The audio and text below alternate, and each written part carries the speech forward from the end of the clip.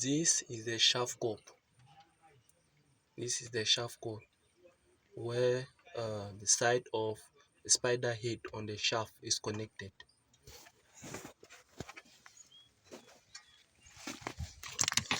And this is the shaft. This is a complete shaft.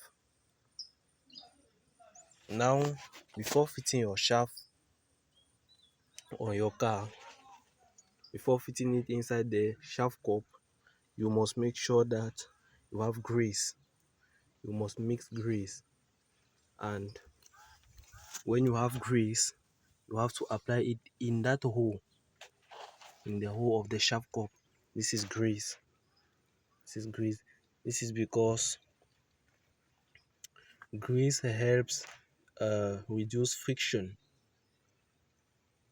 This is because grease helps reduce friction inside the shaft cup.